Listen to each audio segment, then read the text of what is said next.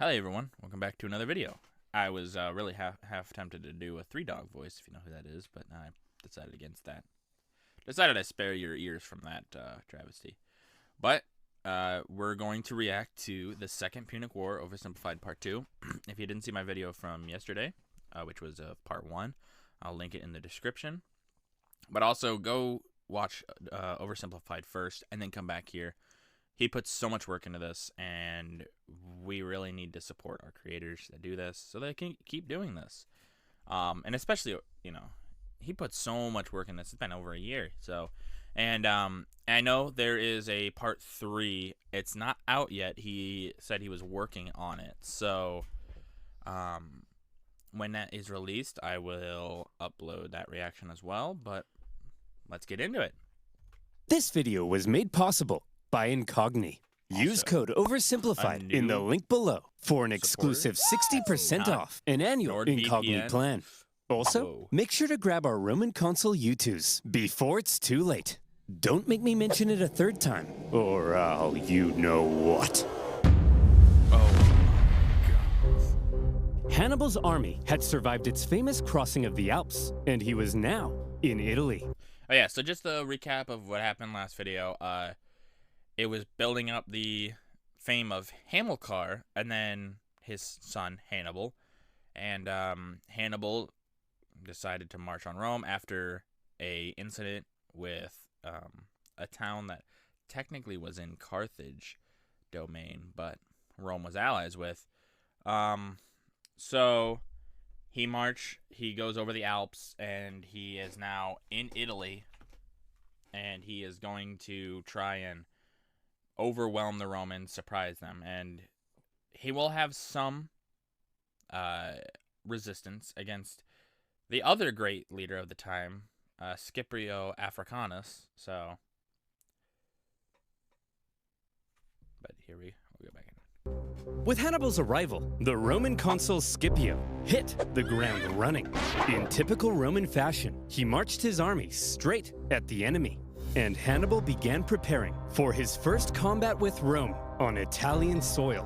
Before the battle, Hannibal wanted to inspire his men, so he staged a gladiatorial death match between captured Celt prisoners, with the winner getting prizes and freedom. He then explained that the whole thing was a metaphor. A metaphor? For what? You! These warriors are you! Yeah, I mean, his troops were in super low morale after crossing the Alps because of just how dangerous it was. So, sure, use your Celtic prisoners and have them fight to the death, I guess. It would raise their... They would, you know, find it interesting, find it fun, which is horrible to say, but... yeah. You're trapped in Italy with no escape. Your only choice now is to fight and win. What about the dead guy? That's you if you don't win. And the prizes? That's what you stand to gain by winning. And the fact that I've soiled myself in all this excitement? No, that's not part of the metaphor. Okay. Hannibal also smashed in the head of a goat. Again, for inspiration. I mean, yeah, they would have probably seen that as inspiration, so it's not that crazy to think that he did that. Scipio, on the other hand, now arriving in the area, opted for the more classic route of a rousing pre-battle speech. Look at them, men. Weak, starved by the Alps, while we are the strongest military in the world. This will be easy, like 10,000 horse-sized ducks fighting a baby-sized baby. It'll be like Mike Tyson in his prime, kicking a baby. A tug of war between 10 sumo wrestlers and a... Help me out here, Ralph. A baby, sir? Yes! Yes, that's it! A baby! The point is, there is absolutely no possible way. Yeah, he's clearly underestimating his enemy. They may have been demoralized, but Hannibal is still a great military general. And he had the complete loyalty of his men, so... you know, it stands to reason that Scipio is going to learn very quickly why you don't underestimate your enemy. We could lose a battle this easy. So, if everybody's ready, on my mark, charge!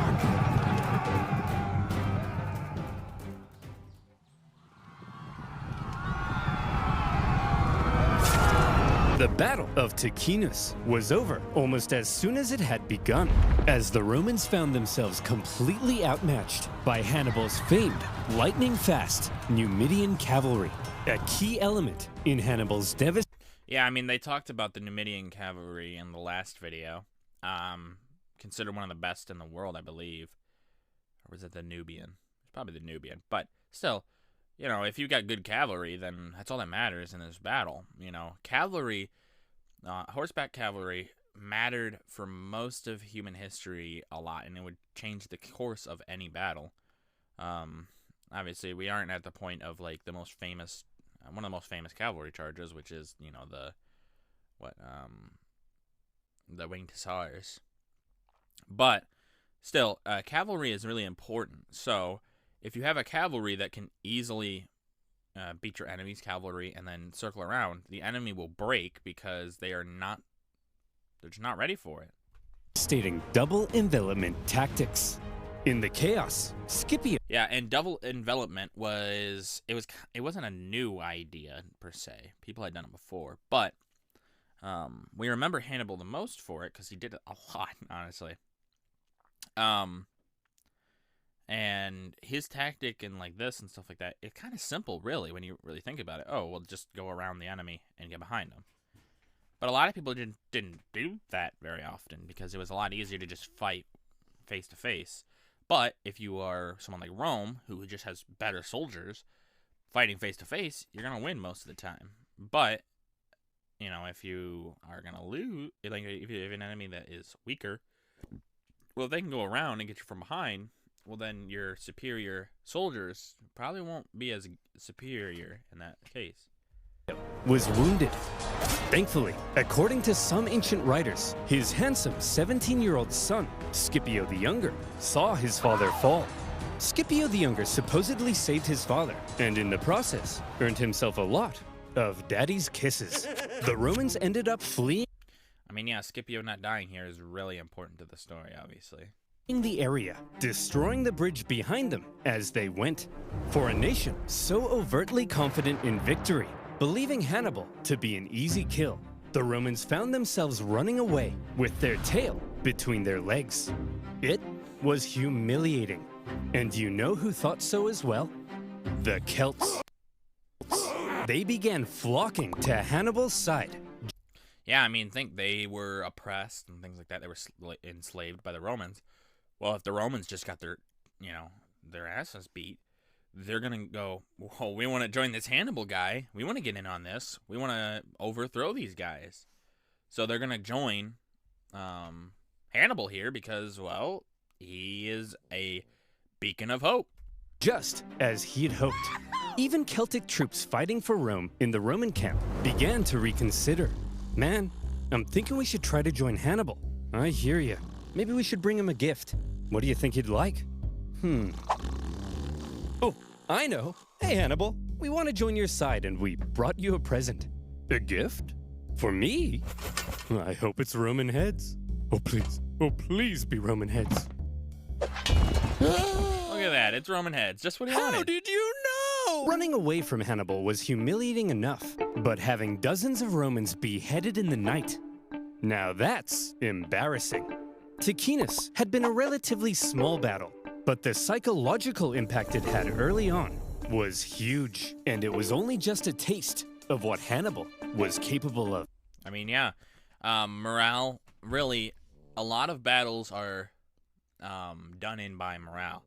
So if your morale breaks, and if in this case the morale of the entire country breaks, you will feel weakened. And if your enemies know of this horrible defeat and your embarrassment, well, then they might pick on you too. Now, I can't remember if that happens here, but it would stand to reason it could. Despite the shocking initial loss, however, Rome still didn't seem to fully understand the danger posed by the monster now loose in their territory. No, probably not. The Senate. Rome, let's be real here. Rome is Rome. Even in the First Punic War, they lost so many men just constantly, but like they didn't ever give up. They were like, who cares? Was full of excuses. It's those traitorous Celts. That's why we lost. Yeah, and it was a cavalry battle. Wait until Hannibal faces our almighty legions, and our consul was bald. Once he faces our other fully follicled consul, then he'll really pee his pants. That other consul, Longus, had been in the south all this time, preparing to invade Africa. He had seen some success, even capturing Malta. But then he heard the news. Hannibal's in Italy? And I'm being ordered home? But I was gonna be the big boy. I was gonna invade Carthage and win the war. Well, you can be a big boy at home. No! Does somebody need a nap, sir? No! No! No! And so long. Oh, poor Longus. He was so close to Carthage, but it wouldn't have won him the war. Even if he thought that, he probably understood, though. He probably understood going back home is more important, because if Hannibal can sack Rome, then it doesn't even matter what you're doing. In Africa, you know, oh, you could capture Carthage, big whoop. If Rome is gone, who cares if you captured Carthage? Longus brought his army on the long journey north. When he arrived in the area to decisively neutralize Hannibal, the two consuls joined their forces together, creating a double consular army.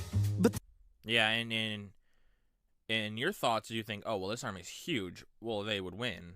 You know, and I'm sure the Romans thought that too. You know, oh, we got such a huge force, we're just gonna bludgeon him to death with numbers. Not what they hoped. The two consuls weren't exactly on the same page.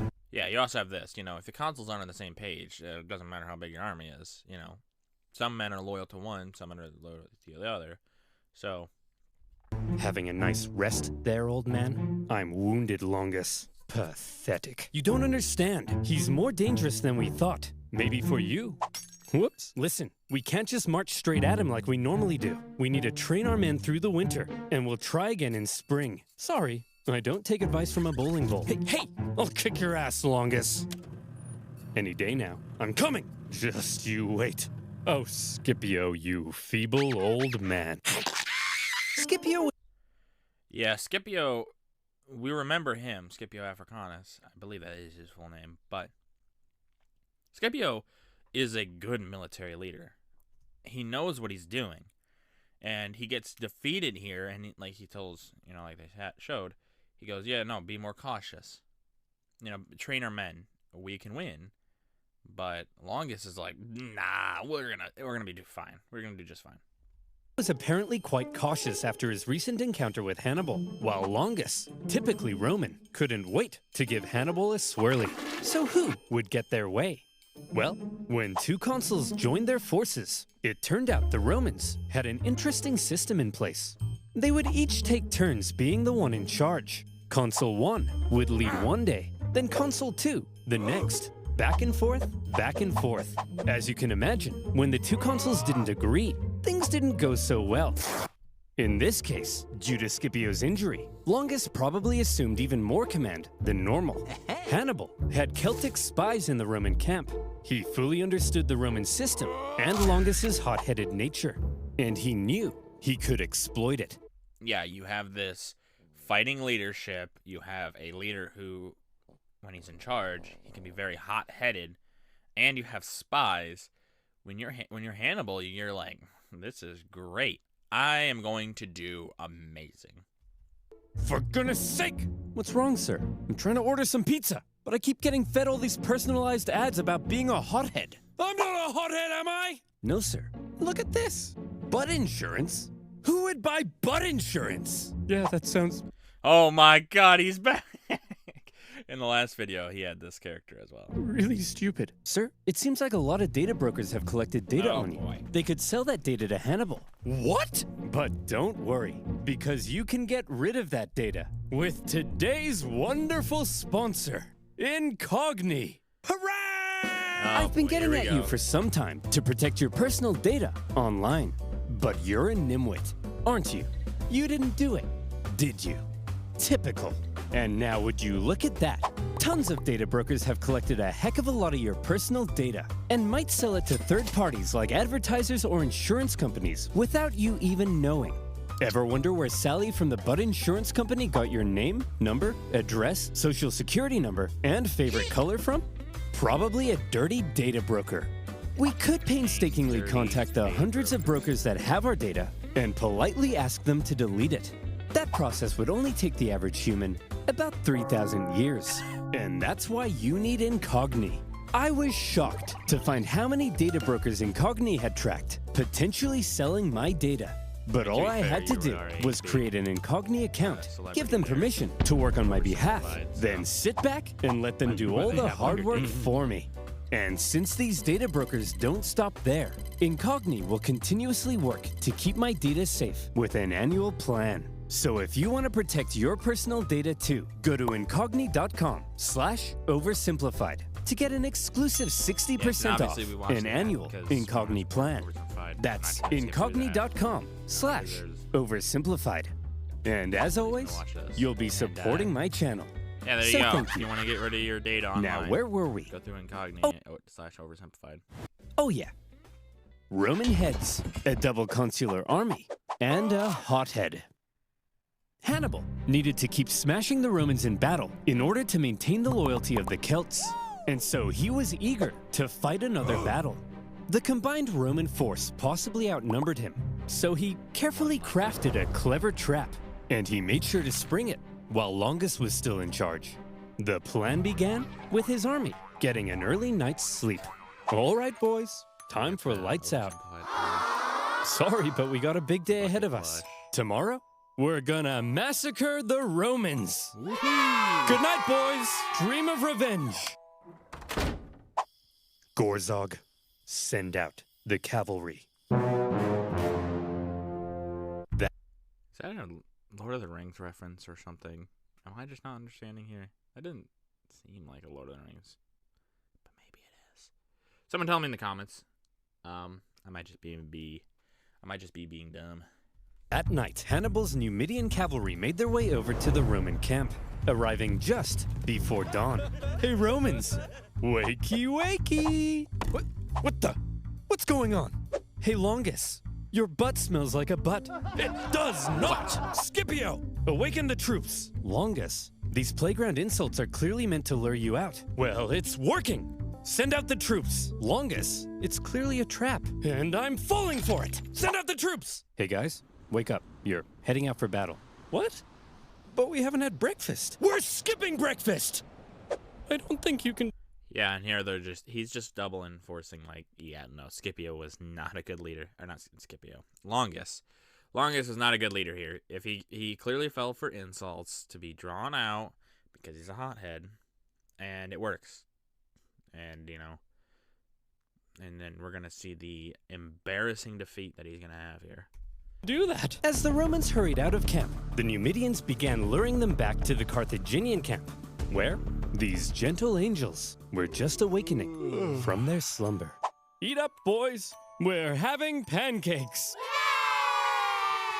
While the Yeah, you have a force that hasn't had breakfast, is still maybe a little tired, things like that, going against a fully rested, fully fed force.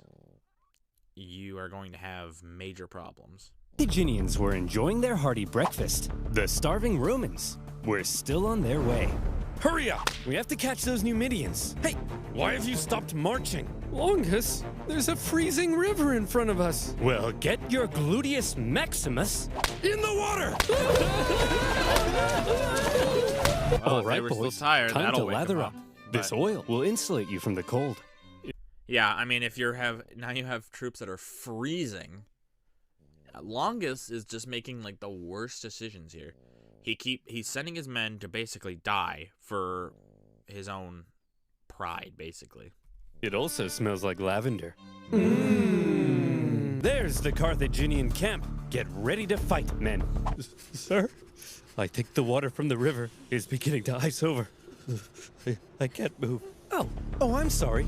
You thought war would be fun? Sitting around a nice hot campfire playing Truth or Dare with your friends? Welcome to the real world! Truth. Who do you like? Sharon? Ew! Hey, look guys. The Romans are here. Having perfectly orchestrated events so that his enemy was cold, tired, and hungry, while his men were well rested and covered in oil. When the two sides engaged one another, the Romans were in no condition to fight. No, he just completely draw the Romans out into the most, unfavorable conditions. The Romans are going to get annihilated here. And the cherry on top? The previous night, Hannibal had sent out an elite force of men led by his brother to go and hide behind a bush. They suddenly sprung out, encircling the exhausted Romans, who were then... Here we have, once again, encircle your enemy. If you encircle them, they'll fight, but they're going to get annihilated. And then they're just going to get crushed between your closing ranks. Cut to pieces. Once again, Hannibal's superior cavalry and double envelopment cut to pieces. These guys managed to break out. So there was a breakout, clearly, but look at the force. They had a bunch of men right in here, and they're just all gone now, basically. They've been cut to ribbons. And we have some men making it out, but it's not enough. They were just obliterated. The Romans have been defeated here. Once again, Hannibal's superior cavalry and double envelopment tactics had flummoxed the Romans. But the key word at Trebia was control. Hannibal used his intel on the enemy and the environment of the battlefield to carefully control the conditions of battle, creating lots of little advantages for himself that paved the way to success. Yeah, and just one of these, so if he just had good intel, well then, yeah, he would have an advantage. Or even if he had good intel and, hold on, we'll get rid of the closed captions so I can point this out. And then only fight on your own terms or things like that. Or don't commit to the battle if you don't have control. Even if you have only these, maybe the Romans could have still won. They had shown they could before. But when you have all these little bonuses here, and including your other tactics, the Romans are just going to get obliterated. Any force is going to get obliterated, not just the Romans. It's just, it's clear as day. And concealing troops for an ambush? All of these things are what make Hannibal the genius he's remembered as today. As for Longus, he managed to escape the battlefield with a small number of troops. Disgraced, he didn't want the Senate to find out what had happened, and he began obscuring communications back to Rome. Longus, where have you been? We've been looking for you. Nowhere in particular. Longus, 30,000 men are missing. Do you know where they are? They're taking a bath. 30,000 men? All in a bath? Yes. Longus, what's under that rug? Aurora Borealis? Aurora Borealis? Oh, well, that's my consulship over. Good luck with Hannibal. Bye. Oh, yeah, see, we just, and he probably did do that. Yeah, if he wants, you're not consul forever. So you can be like, just draw it out the communications. Eventually, yes, the Senate would send somebody, but draw it out. Just don't tell them. And then, my consulship's over, so see ya. And then they find out, these 30,000 men are just gone. That's not sweep it under the rug there. But yeah, there's a Simpsons joke there. There's Aurora Borealis under there. Trebia had been a disaster for the Romans. Oh, yeah. And as even more Celts began flocking to... Here's the thing, though. It was a disaster for Rome, but if the First Punic War showed anything, Rome had a unique sense of, a disaster for Rome is not like a disaster for anyone else. This is still a disaster, and Rome is going to get annihilated a few more times. But as we know, Rome does not fall here, so... Hannibal, Rome largely lost its control over Cisalpine Gaul. In Rome, complacency turned to alarm. Hannibal had outwitted them on their own soil and inflicted a costly defeat. But with that, Scipio and Longus's terms as consul were over. They were replaced with two new consuls, Servilius and Flaminius. The Romans may now have begun to realize the trouble they were in and the genius Hannibal had shown in invading Italy. The Romans had expected to be the ones controlling this war. Remember, they thought they were going to invade Carthage. Now their plans lay in ruins, and they were levying 11 new legions to deal with the threat. Hannibal had completely redefined the war. But Hannibal had a little problem of his own. Yeah, you know, Rome, like he said, Rome thought, oh, we're gonna easily defeat them, just like last time. We're gonna go into Carthage and we're just gonna annihilate them as an enemy. But Hannibal is turning it on its head. Now, Hannibal, we'll talk about, has a lot of his own problems. One in particular, Carthage doesn't really help him very much. Things had gone well so far, but the Celts were notoriously fickle, and Hannibal needed to ensure he maintained their alliance and his base of support in Italy. Any Celts he captured fighting for Rome, he treated extremely well and allowed them to return to their homes. But the longer he hung around in their territory, eating all their food and leaving beard trimmings in their sinks, the more resentful they may become. They wanted to go south and plunder some Roman booty, and Hannibal also hoped to sway Rome's other Italian allies in the south to his side. So from here, the path was clear. Hannibal had to move south. Just one problem. There were two main routes Hannibal could take to move south.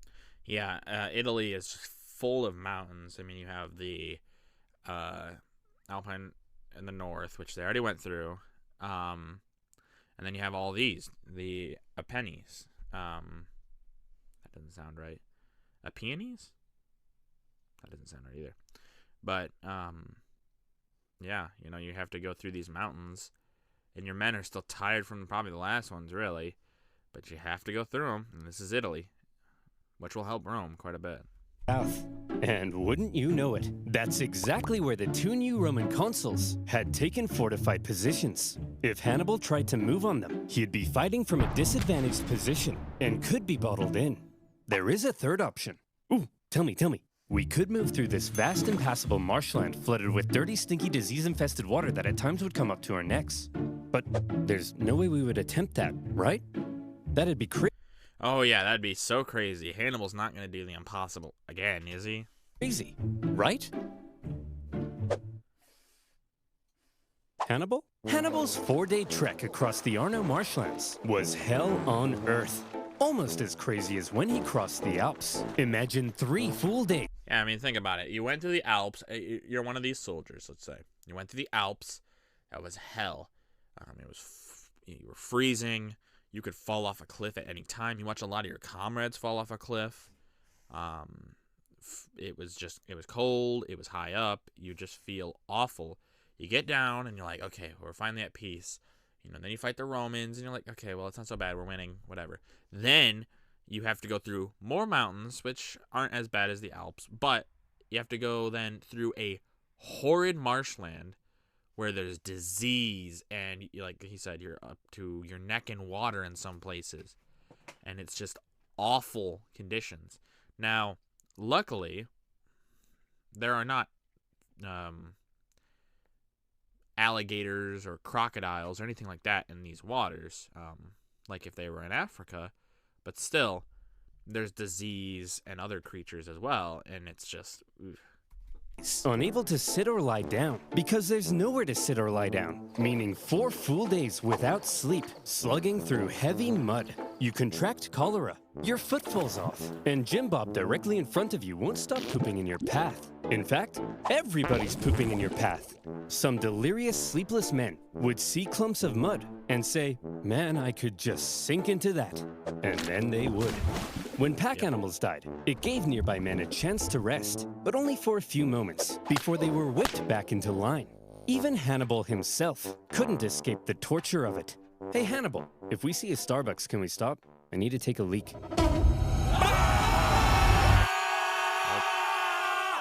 That doesn't look good. What? Geez, Hannibal. Looks like you picked up a nasty eye infection. Normally for this sort of thing, we just wash it out with some clean water. But as you can see, water everywhere, but it's full of Jim Bob's poop. No worries, Doc. I'll just take care of it myself. Yeah, I mean, don't have to worry about a pesky eye infection if you ain't got no eye. That'll be $3,000. When the now possibly one-eyed Hannibal and his army emerged from the swamp, they were shattered. But he had just managed to slip 50,000 men right past the Romans into rich Etrurian lands where he could replenish. Yeah, think about it. Oh, you got through there and you still have 50,000 men, so you didn't lose very many, if any. but they're tired. You possibly don't even have an eye anymore. One of your eyes is missing. So he's probably going to take some rest here, but he's going to recuperate in these lands that are so full of everything, because this is like prime land for him to just pillage and restock, basically. Finish his supplies, and his Celt allies could go crazy, securing Roman loot and booty. As fields and villages went up in flames, one Roman consul couldn't help but notice the hot-headed Flaminius, feeling it was his responsibility. Another hothead, which is just, you know, after the last one, Longus, why would you put another hothead in charge? But they're going to, because, I mean, this is Rome, let's be real. They're all kind of a little bit of hotheads. But, yeah, this will be his demise probably as well. To protect these lands, rather than waiting for his co-consul to come join him, immediately left to go chase Hannibal. Now, this Flaminius was an interesting character. He was what the Romans called a new man. He came from the lower plebeian classes of Roman society, and as a result, he reportedly had kind of a screw-you attitude to the establishment, and a big old arrogant chip on his shoulder. Picture Sid Vicious wearing a toga. That's Flaminius. And Hannibal, thanks to his spies, knew everything. Just as with Longus, Hannibal knew Flaminius was just the kind of man he could lure into a trap. Hannibal led Flaminius to the entrance of a narrow pass along the north shore of Lake Trasimene. Flaminius watched as Hannibal's army entered the pass. I've done it. I've spotted the enemy. Sir? That big follow us sign seems kind of like they're trying to lure you in. Yes, Gareth, and I'm taking the bait. Sir, this really seems like a trap. Yeah, we saw last time. Oh, well, it's clear that this is a trap, but they're still going to fall for it. Yes, Gareth, and I'm falling for it. Daylight was fading, so for now, the Romans set up camp. The two armies encamped across the lake from one another, and night fell over the two camps. In the morning, Flaminius would catch up to Hannibal, and he would be the hero of Rome. For now, the Romans got nice and comfy in their beds. Good night, Flaminius. Good night, Rome. Good evening, Hannibal. During the night, Hannibal ordered total stealth, as tens of thousands of troops scaled the wooded hills above the pass, completely undetected by Rome's scouts.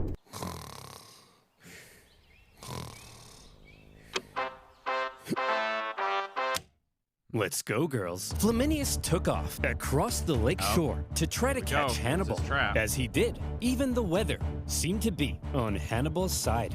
A thick fog rose from the surface of the lake, obscuring visibility. Look at this! This is perfect! The mist will obscure our approach. Hannibal will never see me coming. Sir? Why does it sound like 50,000 Carthaginians are charging down the hill towards us? You mean 50,000 Carthaginians are charging right into my trap? The Romans found themselves completely hemmed in on all sides. With zero visibility in the fog, the fighting was terrifying and chaotic. Troops were pushed into the lake in their heavy armor, where they were either cut down or drowned. And Flaminius, who likely stood out like a sore thumb in his consul attire, caught the attention of one Celt warrior, with his head possibly swirling with thoughts of how the Romans had decimated his homeland. According to the ancient writers, this Celt took his chance.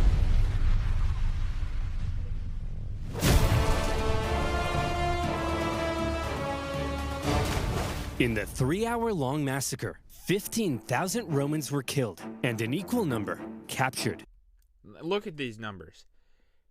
The Carthaginians going with 50,000. Only killed here. They wouldn't have been captured, probably, but killed 2,000.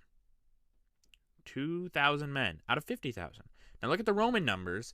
30 to 40,000, and 30,000 are killed or captured. That is a horrid defeat. And you lost a consul, which is, for Rome, really bad. So you have this annihilation of your troops after you having Longus also lose another 30,000 men. So you've lost 60,000 to Hannibal. This is awful. Rome is facing a monster, which, as Oversimplified has pointed out, they still don't seem to realize. But now after this especially, they will have realized, oh no, what are we going to do? An entire army completely wiped out, along with their consul. During the battle, the Roman vanguard had managed to break through at the front and climbed the hill above the fog. When the mist cleared, what they saw was a blood-red lake and a sea of Roman bodies.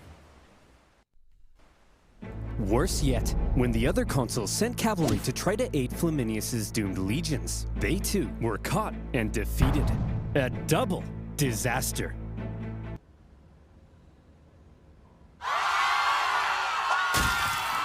Rome is probably freaking out because they're like, he's right on our doorstep and we just were obliterated. Went into a frenzy. For the second time, Hannibal had completely decimated an entire Roman army. Romans were dying by the tens of thousands. Common citizens began flocking to the city for safety. Women waited by the city gates in tears, hoping to hear news of loved ones. This one man, having just led his battered army across the Alps the previous year, now stood less than 100 miles from Rome. Yeah, and if you're Rome, you're freaking out. Look at this, 88 miles from Rome. He is within a stone's throw of Rome. For Rome, this is awful. He is right there. He is going to come and he's going to kill you all. That's probably what they're thinking. They're thinking we're all going to die because he is going to come in and he's just going to massacre us. We aren't able to stop him. At this point, he had been a problem. Now, Hannibal was a crisis. And in a crisis, Rome took desperate measures. They actually had a system in place when dealing with an emergency of this magnitude.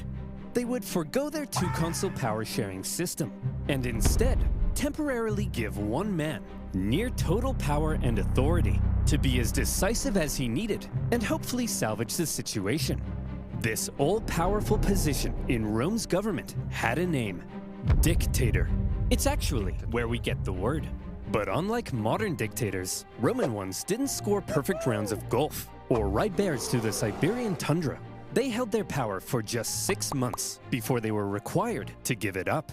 And in Rome's hour of need, the man chosen to be dictator in 217 BC, one of the most highly esteemed members of the Roman Senate, Fabius Maximus.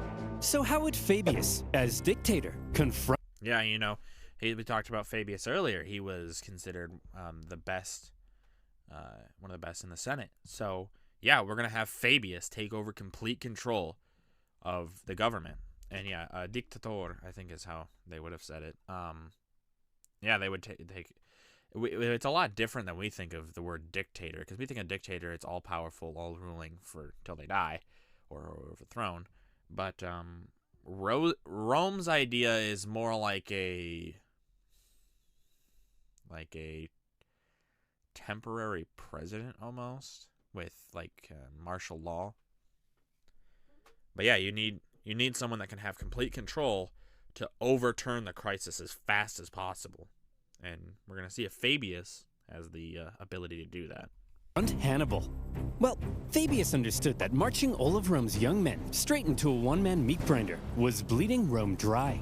Hannibal was clearly too dangerous to face head-on in battle.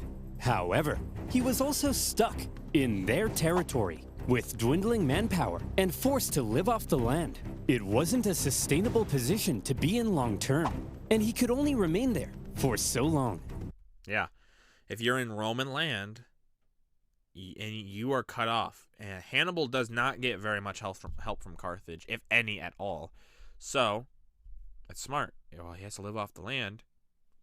Force him to basically starve in the land. So, if Rome avoided battle with Hannibal to prevent any more crippling losses, and instead simply maneuvered around him, blocking supplies and taking out smaller contingents where possible, Hannibal would Yeah, basically a scorched earth tactic, which we can see in later history, it works very well. gradually become weaker, while they would gradually become stronger. And so Fabius presented his new idea to the Roman Senate. Okay, guys, I have an idea. See if you can follow me here, okay? Instead of fighting Hannibal, when he approaches, we run away. Yeah, this is Rome. They are too war hungry. Rome does not run. Rome stands and fights, but they need someone like Fabius to say, no, we gotta run. We can't fight him. Clearly, we are getting obliterated. But Fabius's strategy couldn't have been any less Roman. Romans were meant to march headfirst into battle, not run away from it. It seemed cowardly, and Fabius was extremely unpopular. At this point, Hannibal was continuing south. I mean, yeah, he might have been unpopular, but he's not wrong. Hannibal is stuck in Roman territory, so he's got to fight on he can be fought on Roman terms. And Roman terms could be, well, we'll run away, and, you know, any food that he could get, anything like that, we'll just burn it, and then he can't have it. And then he'll get weaker and weaker and weaker and weaker, and then we could just beat him. South. He had to stay on the move to keep his army fed, and he was still aiming to undermine Rome's alliances in the south. As he went, in a calculated display of aggression, he devastated the Roman countryside and killed many Romans, all in plain sight of Fabius and his army. We're just gonna stand here? Yes. Are you a coward? No. But Fabius, that's my farm. Well, MacDonald, thank you for your sacrifice. You're a hero now. Think of the stories you'll tell. Old MacDonald had a farm. Shut up. But you know who else hated Fabius's strategy? Hannibal. He understood the danger he was in. Turning Rome's allies against her required Hannibal to keep smashing the Romans in battle. He couldn't do that if Fabius wouldn't fight him. Yeah, well, you know, Hannibal knows. He needs to beat the Romans and show, hey, look, they keep losing. We're going to win. But if Rome just sits back and lets Hannibal just basically starve himself, well, that's not going to help him at all. Multiple times, Hannibal tried to goad Fabius into a fight, but Fabius wouldn't bite. Failing that, he tried to turn Rome against Fabius. According to the writer Livy, he burned down all the farms he could, but any farm he learned was owned by Fabius himself. He left well alone. Hey, Fabius, why isn't he burning down your farm? You got some sort of a secret deal with him? What? Of course not. Hey, Hannibal! What? Burn my farm too, please! What? Burn my farm too, please! No! Remember our secret deal! Well, you gotta admit, he's a genius. Hannibal's problem, however, was that he had to stay on the move. Yeah, make everyone think that Fabius is working with Hannibal because, oh, well, he doesn't want to attack. But no, I mean, if you're Fabius, just keep doing this strategy. Hannibal needs to basically live off the land. And he also needs to defeat Rome in battle. If you can't do that, then who cares? To keep supplying his army from the local lands. At one point, he entered Campania, one of the richest regions of Italy. Great for resupplying, and great for showing up Fabius in front of Rome's South Italian allies. But he was caught in a valley, and Fabius quickly moved to block his escapes. Haha! We've got him! After he's used up all the valley's supplies, he'll starve. Sir? What are all those lights leaving the valley? Is he trying to escape? Lights in plain view. Well, that's a trap if I've ever seen one. And we're falling for it! Suspecting a trap, Fabius refused to budge. But other Romans in the valley rushed to confront him. Yeah, Rome they want to fight. But Fabius isn't stupid. He's like, no, that's clearly a trap. And he's right, it is. Hannibal, only to find the Carthaginian army was actually just a herd of oxen with torches tied to their heads. They then found themselves caught in an ambush. With the Romans distracted, Hannibal's army was able to slip away. Yeah, see, if they didn't fall for it, and they would have just done what Fabius did, Carthage would have been stuck here, and Hannibal would have been in serious trouble. But they just go, oh, let's go for the obvious trap. Into the night, unopposed. Classic Hannibal. For all his inaction, the dissatisfied Romans mockingly dubbed him Fabius, the Delayer. But the thing is, Fabius's strategy was probably the best thing he could have done. He was right that constant encounters with Hannibal were bleeding Rome dry, and the time he took allowed Rome some breathing room to recover their forces when they desperately needed to, while putting Hannibal into an increasingly more difficult position. Modern historians view Fabius's strategy as generally a good idea. To this day, the act of not engaging an enemy, but instead gradually wearing them down, is still referred to as the Fabian strategy. I mean, yeah. History proves that this strategy works really well. A few examples, and one really big, was Napoleon. When he goes into Russia, Russia just runs away and scorch earths. You know, they burn their fields, things like that. And for Napoleon, who just keeps pushing through, he needs a lot of those supplies because his supply lines can only get so long. And so he needs to live off the land in some cases. But if there's nothing to live off of, then your forces are going to suffer. And that happens with Napoleon. And Napoleon is ultimately defeated because of that blunder that he made going into Russia. But Russia just burning everything and not leaving him any supplies to live off of. So it could work with Hannibal, but obviously Romans don't fight that way. They don't think that way. But Fabian was right. He knew what he was doing. Or Fabius? But when Fabius's term finally came to an end, the Senate couldn't have been happier. It was time to start fighting again. However, they probably had a little chat about how they were going to go about it. See, Hannibal's tactics up until now had been very sneaky. Or, if you're a Roman, you might say dishonorable. I'm sick of it! Every time we try to take this guy down, we march straight at him. But then, oh no! Hannibal's hiding in a bush. Hannibal's got 30,000 men up a tree. At this point, I'm not convinced my wife isn't just Hannibal wearing a disguise. Cooey! Oh, well, he may have a point there. Look, this time, we obviously have to switch something up. Now granted, we're Roman, so we're gonna march straight at him without thinking. That can't be helped. It's in our blood. But I have a proposition. This time, when we march straight at him, we do it with a massive army. I'm talking like 80,000 men. It won't matter what kind of shenanigans he pulls. He can hide in all the bushes he wants. There's no way he can possibly beat off 80,000 men. Yeah, no way. No way he could beat off that many men. But this is going to be a disaster, more than likely. If I believe here, it ends in abject failure. Grow up! You know what I mean? And so it was. With 2 new consuls, Rome put together a massive army, the biggest Rome had ever fielded, to put Hannibal away once and for all. To gather the men required, 2/3 of them ended up being completely inexperienced. But how much experience does it take to be expendable war fodder? Which is a terrible idea.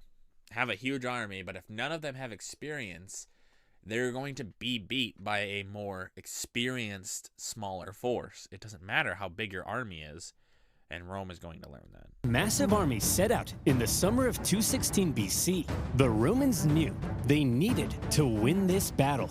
Just one victory over Hannibal would likely be enough to end his entire campaign. And this time, their overwhelming manpower gave them confidence they could do it.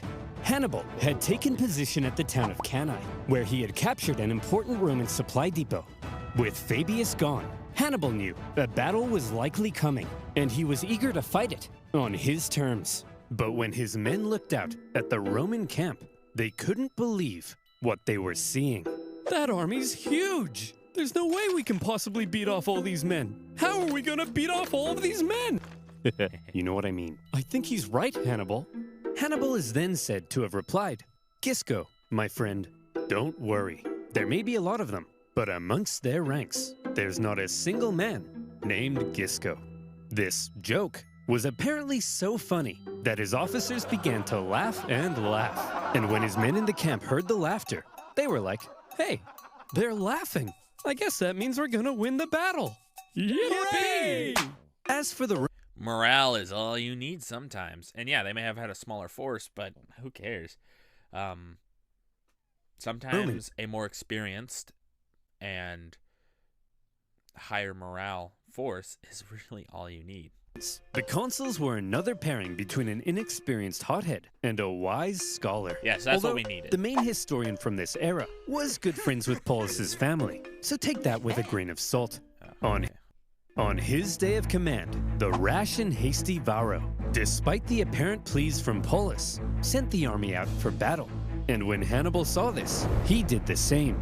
And here comes the single largest battle of the Second Punic War, and one of the most renowned battles in history, the infamous Battle of Cannae. In all the pre-battle maneuvering, Hannibal was able to ensure his army was fighting from the south. This meant the seasonal dust-carrying winds were to his back and blowing directly into the faces of the Romans. Like I said, control. Yep. Here we see Hannibal is going to have his grand strategy, and it's going to... The Battle of Cannae is crazy. Hannibal should not have won this. By conventional means, he wouldn't have won this battle. But with all the advantages that he had, and with his skill as a general, he's going to, and the Romans are going to be, well, flabbergasted. After 2 years in Italy, Hannibal's infantry had dwindled to about 40,000. The Romans possibly outnumbered him 2-1. Their army was so big that their maniples stretched far deeper than they normally would. The Romans planned to charge Hannibal's thin, weak line like a battering ram and break it. They also chose a narrow battlefield in the hopes it would prevent Hannibal's far superior cavalry from being able to outmaneuver them. They wanted an honorable battle where pure strength, rather than trickery, would decide the outcome. If Hannibal had his say, however, trickery might end up having a lot to do with it. He ordered his line to position themselves as an outward bulge, with his weakest troops at the very center. Just behind them, out of sight from the Romans, stood the elite Libyan infantry, waiting for their moment to strike. The battle commenced. Yeah, basically, as you can see, he's going to have his forces like a wedge. And while he may have his weakest troops in the middle there, the idea would be that the wedge just keeps closing. So these side infantrymen are going to go in here and push in if they need to be up there. As the massive Roman troops smashed into the Carthaginian center, the shape of Hannibal's line ensured the overwhelming weight of the Romans hit his weakest troops first, and they were pushed back. Hannibal's outward bulge reversed inward. They're going to get in like this, and then look, Rome is pushing their own troops into a moment where they could potentially encircle. With the Romans being funneled in towards the weak center, Hannibal had... Because look, you have troops here and here. Yeah, I'm pointing at the screen, you guys can't see it. But here and here. And you have the superior troops right here. And actually, the superior troops are right here. But they're going to swing around and hit, potentially. But the Romans are just pushing in. Positioned himself at the center to encourage the troops to hold out as long as possible against the Roman onslaught. Because while the Romans were unleashing carnage on the center, Hannibal's cavalry needed time to do their job. The heavy cavalry on the left, after a barbaric fight, sent the Roman horse packing, with the consul Paulus even sustaining a severe head injury. He managed to move into the center to keep the battle going. Then, the heavy cavalry turned and... Yeah, look, Rome's entire, on this screen here, is the left, but the entire left cavalry is gone. And now you have this heavy cavalry open. Rome is putting themselves in like the most inopportune place right here. Approached Varro's cavalry from behind. At the first sight of the coming Carthaginian envelopment, Varro ordered his horsemen to flee the battlefield. The Carthaginians. So there we go. We have both. I mean, Paulus is still in the center here, but we have the other Consul, he just runs away. Had won There's a the huge cavalry battle. cavalry But now back in the behind center, this giant according to Roman some army. accounts, Hannibal's line did eventually end up caving to the And yeah, you're gonna have your line cave, because this force is huge. It's 80,000. It's 2-to-1. You may have a lot of men, but if that's your weakest line right here, those men are gonna get overwhelmed. massive weight of the Romans, and they began to flee. The Romans pushed deeper, and organization within the army likely broke down as they became a giant mass, trying to massacre the fleeing Carthaginians. They didn't realize that they were playing right into Hannibal's hands. At that moment, Hannibal's elite units, having done no fighting yet, and therefore fresh as a daisy, turned and smashed into the Roman sides. Many of these troops were wearing Roman helmets and armor they had picked up after previous battles, and the confused Romans may not have even realized they were the enemy. As Hannibal... Yep, so here we go. The Romans pushed in, like I was saying earlier. They pushed in, and now look, they are almost encircled, and with the cavalry on both of the Roman sides gone now, the cavalry's open to encircle them. This entire Roman army, it's huge.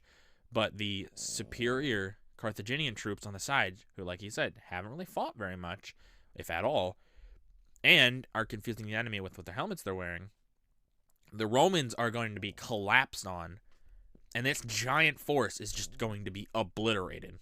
managed to regain the composure of his center and encourage them back. And if your men on the side are fighting in, well, then you like say, look, men, we can win this. Look, see?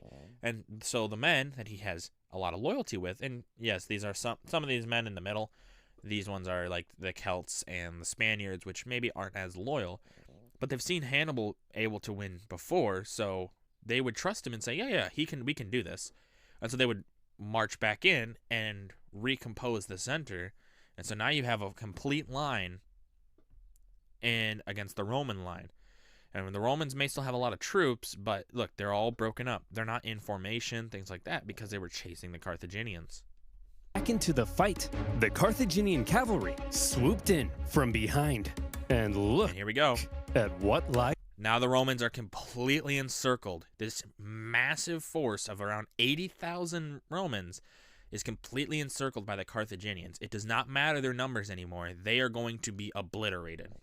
Is before you. A military general's wet dream. The total encirclement of a much larger force by a much smaller force. The Romans were trapped. Hannibal had unbelievably managed to use their own superiority in numbers against them. Rather than simply encircling them, he had actually allowed them to use their own immense power and push themselves into an encircled... Yeah. This is Hannibal's, more or less, his masterpiece. This battle, look at this. This Roman force, which 80,000 men, is completely encircled, all by their own doing, basically. Position. This was the genius of Cannae. If you were Rome, what you would have done is, when his lines were at a wedge like that, you have your forces go out in a counter wedge, basically, and push the whole wedge down. Rather than what Rome did, which was attack the center and go and bend the center down into a U shape, so the Carthaginians are not surrounding you almost. Rome should have just kept their formations in a, like an opposite wedge. I don't know what I would call that, and push down the entire wedge. So it's not just like a, it's on a wedge, and it'll stay a wedge, and it won't turn into an encirclement. And with that, But they didn't do it. the annihilation began. For hours, the Carthaginians slaughtered the helpless Romans from all sides. The terrified Romans were so tightly packed that at times they couldn't even lift their arms to defend themselves. The killing went on so long that the Carthaginians became exhausted from the non-stop massacre. And by the time the butchery came to an end, the grim toll spoke for itself. To Hannibal's several thousand lost, the Romans suffered 60 to 80,000 dead or captured. Look at this. Look at these numbers. This is absurd. We got to scroll back a little bit. Look at this number. The Romans suffered We have 50,000 around, and he said it was probably even lower, potentially 40,000 Carthaginians. But they lost, they lost around 8,000 men. From even 40,000, you still have 32,000. The Romans lost from this 85,000 army force, almost, potentially, we aren't sure, killed or captured 80,000 men. This is a horrid defeat. The Battle of Cannae is what basically cements Hannibal as Rome's enemy until Rome falls. This is a horrid defeat. And Rome is going to be just completely... They don't know what to do after this because they just lost this is the biggest force they ever had. And they are going to not know what to do because this army was like everybody. This is a horrid defeat for Rome. One that they are somehow going to come back from, which, that's just Rome resilience. But still, in the time, though, this was probably, they would have considered this the worst disaster in history. To 80,000 dead or captured.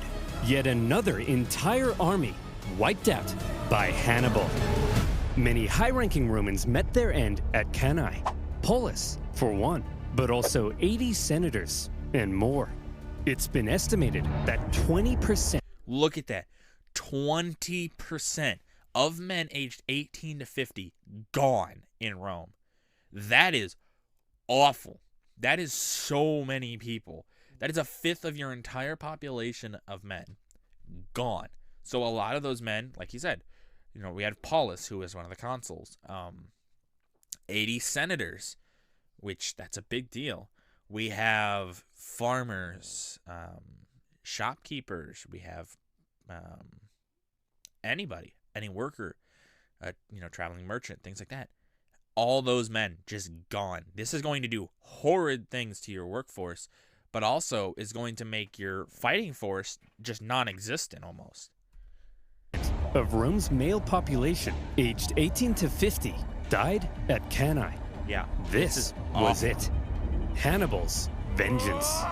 The stunned Carthaginians, as they searched for their own survivors among the dead, couldn't believe the sight of it. An estimated 30,000 gallons of blood now lay spilled on the battlefield. And that's just an absurd amount. You can't even imagine. Most people can't even imagine 80,000 men, but this is just, it is devastating. Imagine, here, we're going to do a little bit of math here. The United States population, one second.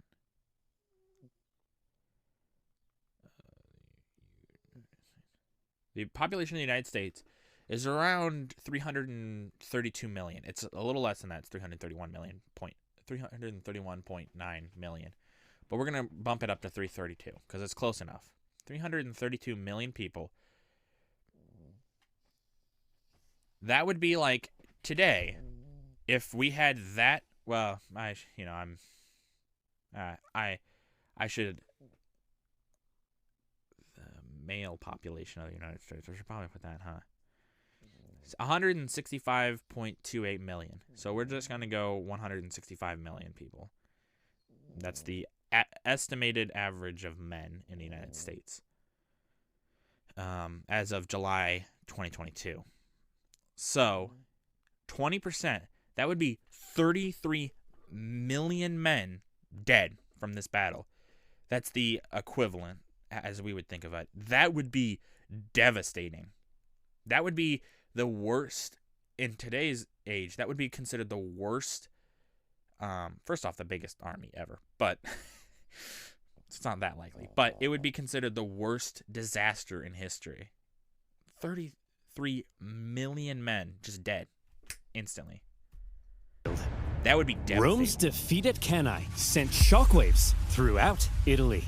Just as Hannibal had hoped, most of southern Italy now defected to his side, including the second largest city on the peninsula. Yeah, Capua. Wow. Hannibal, this is incredible.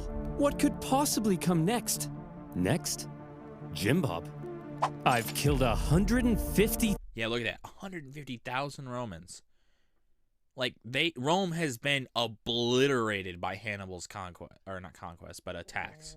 1,000 Romans. I've turned her allies against her. That's it. That's vengeance. So let me tell you what comes next. Rome surrenders. Their territories are reduced. We recover our lost islands. And Carthage dominates the Mediterranean once again. But sir, what if they don't surrender? Jim Bob, did you miss what just happened? Huh. It's really weird. He brings up a good point. What if Rome just simply doesn't give up? What if Rome does the most... what's the idea? Huh. The most Roman thing possible and doesn't give up. Of course they're going to surrender. Throughout his campaign, he's going to have the same thought as his father, Hamilcar, did, and many Carthaginians did. Well, Rome's going to surrender. They just lost so many men. They're going to surrender. But are they? This is Rome we're talking about. Is Rome going to surrender? Hannibal had shown himself to be very I'll give you guys a thought in the comments. What do you think? Do you think Rome is going to surrender at here? reading the Roman mind. But if he now thought that Rome might surrender, it was the first time he severely underestimated them. And he was about to discover an extremely inconvenient fact about Rome. Rome never surrenders.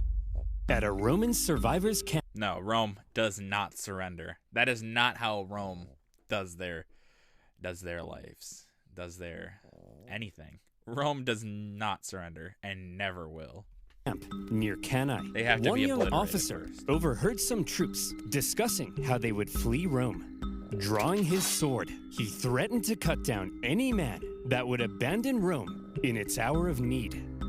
That officer was Scipio the Younger. Yep. But soon enough, the Romans would come to call him Scipio Africanus. Oh, that was my bad. I called his father Africanus, but it was Scipio the Younger. Yeah. And he learns from his dad, actually, which is, a interesting juxtaposition, I guess. We have Hannibal, who learns a lot from his father, Hamilcar, but we have Scipio the Older teaching Scipio the Younger, or as we would know him, Scipio Africanus.